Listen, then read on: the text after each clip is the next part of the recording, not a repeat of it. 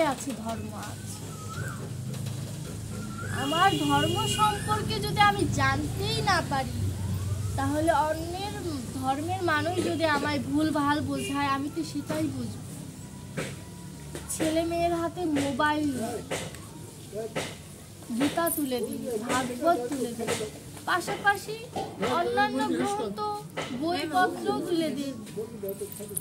এটা ভুল সিদ্ধান্ত। গীতা ভাগবত পড়লে সময় অপচয় হয়। এই গ্রন্থটা গান্ধীজি বলল যে গীতা হচ্ছে মানব জীবনের সংবিধান।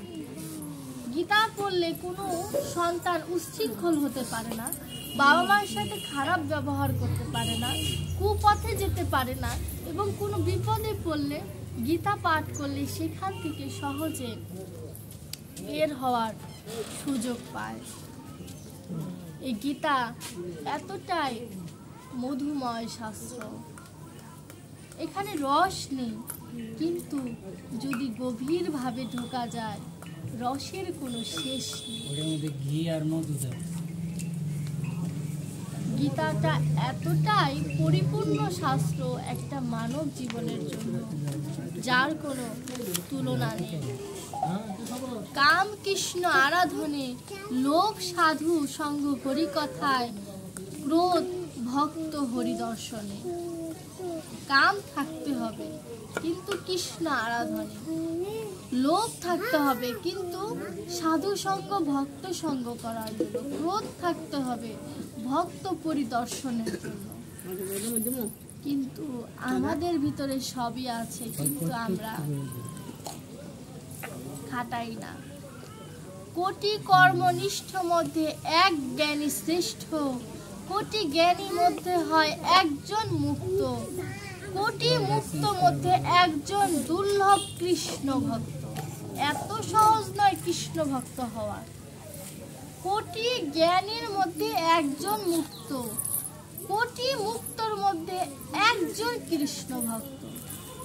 তাহলে আমরা একটু কীর্তন শুনলে, একটু ভাগবত পাঠ করলে আমরা বলি কৃষ্ণ ভক্ত। কৃষ্ণ ভক্তের পথের দিকে যাত্রা শুরু করেছি। কৃষ্ণ ভক্ত হওয়া এত সহজ।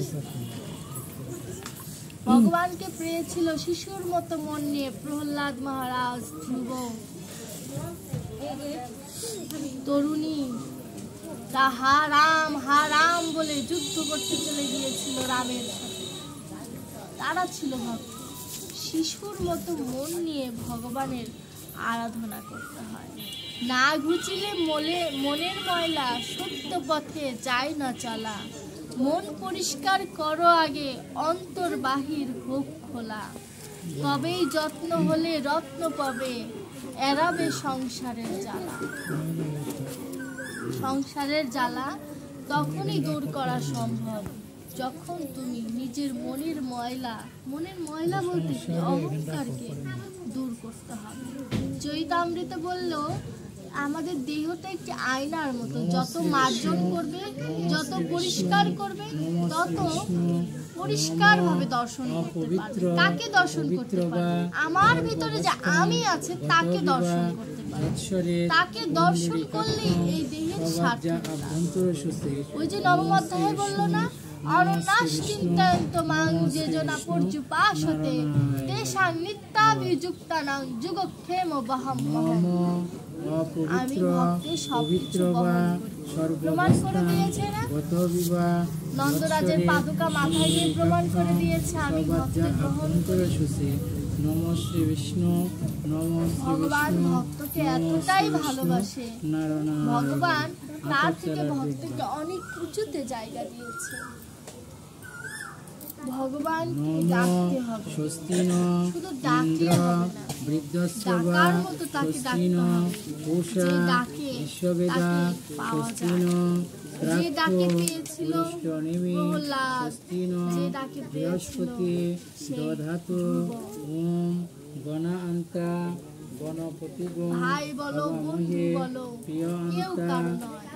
দুদিনের মেলামেশা, পথের ভুলি। আজ যে মানুষটি মারা গিয়েছে, যার আজকে শ্রাদ্ধ হচ্ছে, আমরা নমো কেঁদেছি স্বস্তি তার জন্য। নমো স্বস্তি সে কি নমো বলেছে তোমরা স্বস্তি। কেঁদো না, নমো বলবেও না কোনো। সূর্যসম আজ যমকাল তার জন্য কাঁদছি আর কতদিন, সন্ধিভূতা 1 মাস, 2 নহকপা মাস। পবন তারপরে সে যেদিন মারা গেছে সেই দিন তার কথা মনে পড়ে। নিরাকাশন একটা সময় সে কথা অসুরামরা মনে পড়ে। ব্রাহ্মণ এটাই বাস্তব। শাসন মন্থায় কেন সংসারের জন্য এত পরিশ্রম করা? কারণ এটা তোমার দায়িত্ব।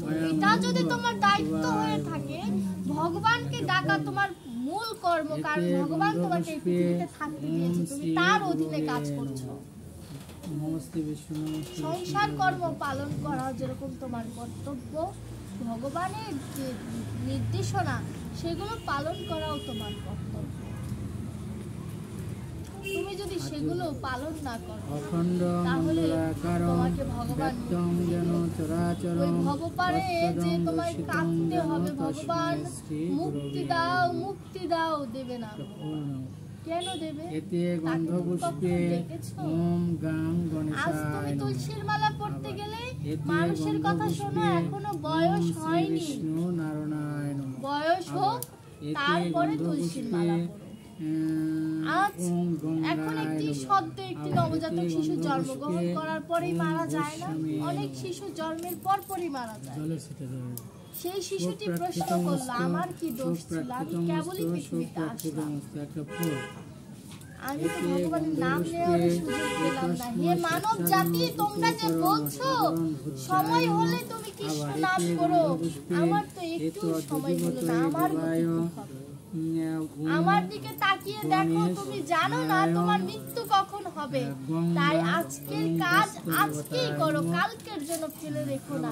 কালকে যে তুলসীর মালা পরার ভাগ্য তোমার নাও হতে পারে। একটা তুলসী পাতা তুলসীর মালা পরিধান করা, জপের মালা নেওয়া, গুরু মন্ত্র নেওয়া, এগুলোর জন্য বয়সের প্রয়োজন হয় না, মন মানসিকতার প্রয়োজন হয়। মনটাকেই তো ভগবানের কাছে সমর্পণ করতে পারি, তাহলে বিষ্ণু তাকে পাবো। বিষ্ণুরুম তৎসদদ্দ মুখ ও একটি মানুষ মারা গণচন্দ্র গেলে আমরা কান্না চৈত্র করি। মাসে শুক্ল